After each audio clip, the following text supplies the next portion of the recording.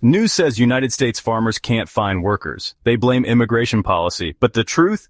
The solution already exists. They're just not using it. Here's how H-2A works. Farmers request temporary workers for seasonal labor. The workers get visas and return home afterward.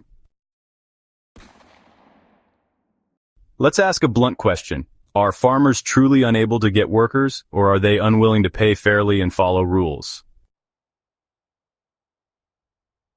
When COVID-19 hit, Trump officials let H-2A workers already in the United States switch employers and extend stays, keeping harvests alive.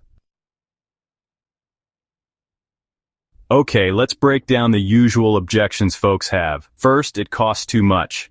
Second, the process is slow. And third, I just don't have time. Yes, the paperwork is definitely real. But the Department of Labor actually offers help, and there are consultants out there who specialize in H-2A hiring. The cost of H-2A is sure higher than under-the-table pay, but honestly, that's the price of compliance and, well, human dignity. If you want cheap labor with no rules, you're not really running a farm.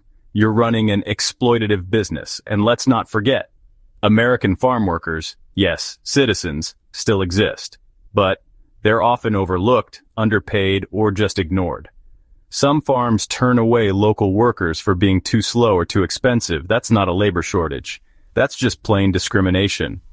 Ask yourself, if workers aren't willing to do the job for pennies and no benefits, does that really make them lazy or just human? Legal labor isn't disappearing. What's disappearing is the tolerance for abuse that's been hiding behind tradition. And honestly, it's about time we stopped romanticizing the image of the poor farmer while totally ignoring their labor practices. You don't get to wave the flag of rural America and then fight against fair pay for the hands that pick your food. What if we flipped the script for a second? Instead of asking, why can't we get cheap workers? Ask, how can we treat workers better? Agriculture matters. Food security matters. But so does ethics. And those ethics don't just disappear because it's harvest time. Immigration policies didn't create this crisis.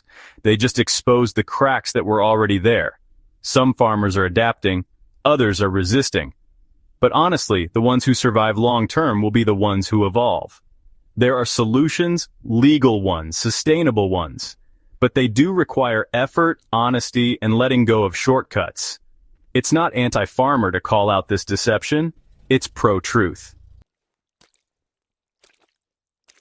So, the next time a headline screams, farmers can't find workers, ask why they're not using the system that's already built for them. Ask why they refuse to go through channels that every other industry is required to follow. Ask why the media never interviews farms that are doing it right, legally, ethically, and successfully. Ask who really benefits from pushing the crisis narrative, and who pays the price when the truth gets buried under all that spin. The food system shouldn't have to rely on exploitation, and the media shouldn't just let it off the hook. We can support farmers and support fair labor. Those things aren't opposites. They're partners in a sustainable system.